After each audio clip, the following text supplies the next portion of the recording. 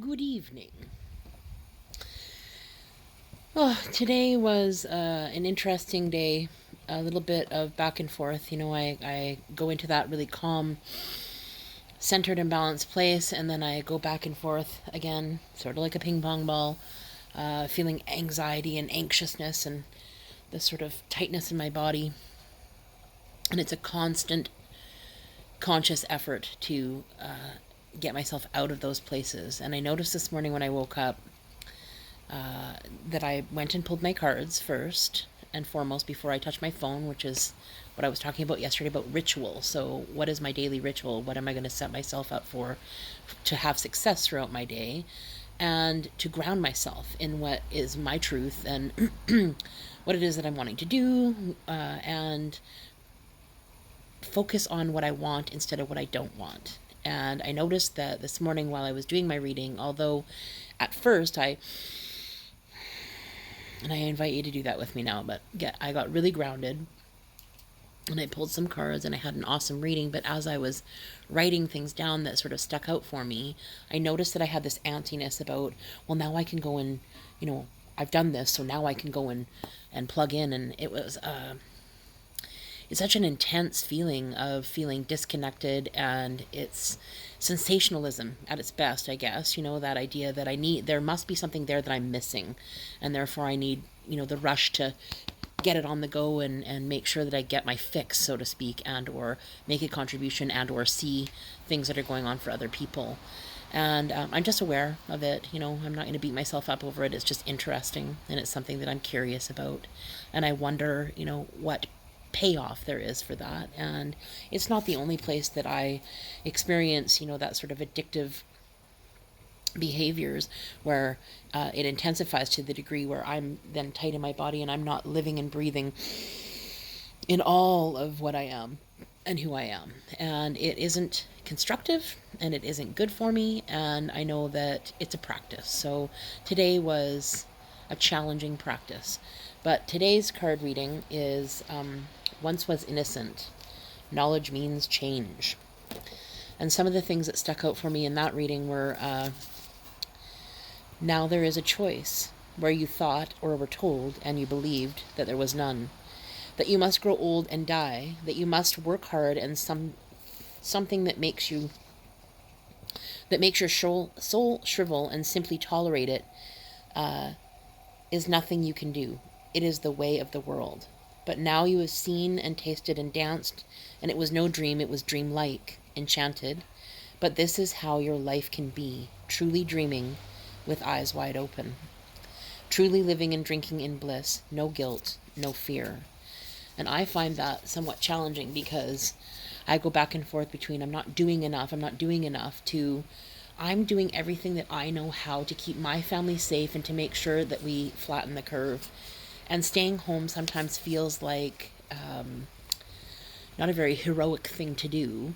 And I grapple with, well, what can I be doing? What could I, and I think that a lot of people are sort of in that frenzy of what more can I be doing? And the truth is, I personally think that I'm being called just to be still.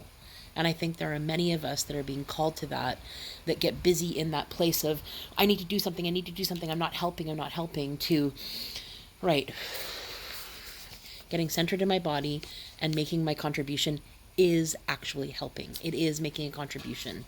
And it isn't a contest or anything else. I'm doing what I can to make a contribution to the global efforts, and that is enough. If you are courageous, you can become who you truly are on a magical level. You'll grow stronger, more fearless, more calm, and more effective, and you will draw to you people who echo back to you the truths you have found. You can no longer deny what you have seen, heard, experienced, and been touched by. You know your magic is true and real, and that wonderment is your path from this time forth. Your wisdom is now telling your truth. Your wisdom is now telling your truth and acknowledging your experience. A sense you must stay hidden or others will seek to shun you. You're in tune. You fear no longer being ordinary, which you are very far from being. We are all extraordinary. We all have a contribution to make. Yesterday I talked about that sort of creative outlet, and I see so much of it online where people are getting really creative on how to spread the love and how to make a contribution, even when they are at home and stuck there, and learning how to reframe things so that they're a positive. So I'm not stuck here. I'm making a conscious choice and a conscious effort to make sure that I do my part in flattening the curve and keeping people safe and okay. The second card that I pulled was it's called Midnight Prince. Ask for what you want, be honest. And the things that I sort of identified in that reading were: this fairy is a wish granter. Examine your heart and your head and form your wishes from the very best that there is. Do not try and hide your darkness from him or excuse them. He has them too, and he does not want you to feel or find he does not find them bad, but he does know that whatever it is you want is born out of all of that you are. And if you are unaware of all that you are, you will have wishes granted that let somehow those unchained parts unclaim. Let's try again. Unaware of all that you are, you will have wishes granted on that echo those unclaimed parts of yourself. Be yourself. Be who you really are, and ask truthfully for what you want. Wish boldly and bravely, truthfully and honestly. Focus your thoughts, actions, emotions, and intent on this. Bring all into alignment, and be honest when there appear to be blocks. This is no penalty for being you, nothing to hide or disguise about yourself. Only be all of who you are. Only then will you start to unwind in your life and really see what your true gifts are. A refusal to see yourself, seeking wisdom externally instead of from within, looking within, deepening your connection to the great song of life. For me, the idea that I need to get clear about what I want, so many times in my life I've used tools to get clear about what I want. What do I want or what don't I want? And then get clear about what I do want. And, sometimes the problem is that sort of fuzzy place of, I really don't, especially in the time of this sort of panic state that the world is intensifying and feeling sort of on a collective, that it's, the conscious effort and the conscious choice of what do I want to create, what am I willing to do, what can I do, what will I do on a moment-to-moment basis, but on a daily basis. And today was one of those days where I felt like I had more in me. I could have contributed in a way, that deepened my relationship with myself, and for whatever reason, I chose not to go there. And I'm aware of it. Again, I'm remaining in curiosity about that. I'm saying it out loud so that I don't just hide it and dismiss it as, oh well, no big deal, tomorrow, because I've lived a lot of my life as in, searching for that next, place somewhere out there in the distance where I can create what I say that I want, because today somehow escaped me. So it's, getting back on board, understanding that I have lots and lots of really negative habits or not as supportive habits that I'd like to make changes around, and that I need to give myself the grace and time and the ability to take another look at things that I want to tell myself the truth about. Sorry, my flashlight just stopped working. The third card that I pulled was Golden Gift, another repeat again. This is by Firelight. Magical help is on its way.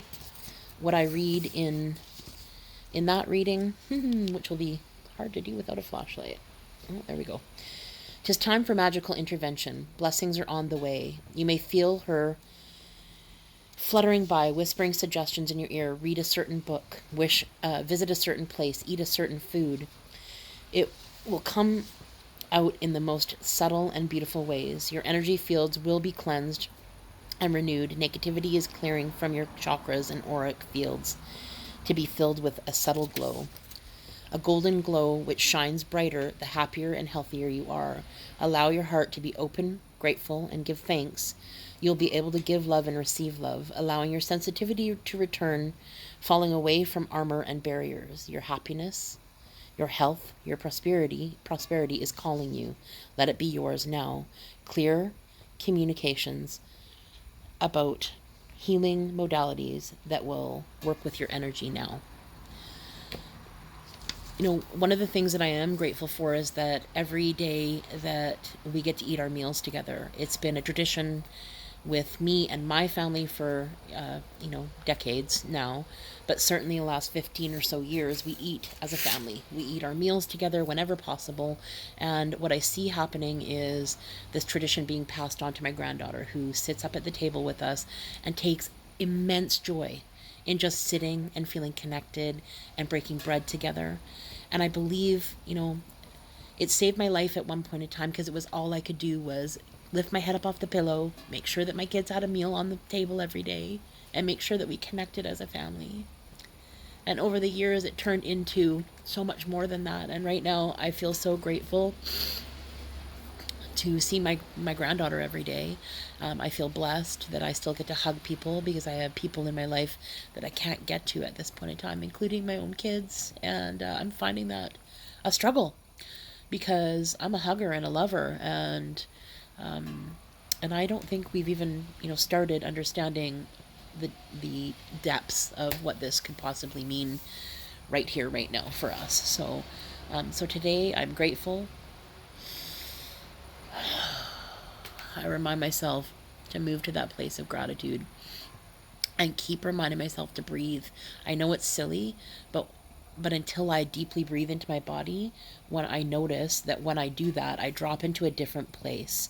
And before that, I'm breathing in this really shallow place, and it isn't good for my mental health, it isn't good for my physical health, and it isn't good for the planet and everyone on it. So as far as contributions go, we all have one that's important. I hope you did something today to make yourself laugh, to help yourself cry, and to learn something. Those were the 3 things that got me through many, many years of the depths of depression and anxiety. And I hope to see you. No, I will see you tomorrow. Love you. Send love to the planet. It needs it right now.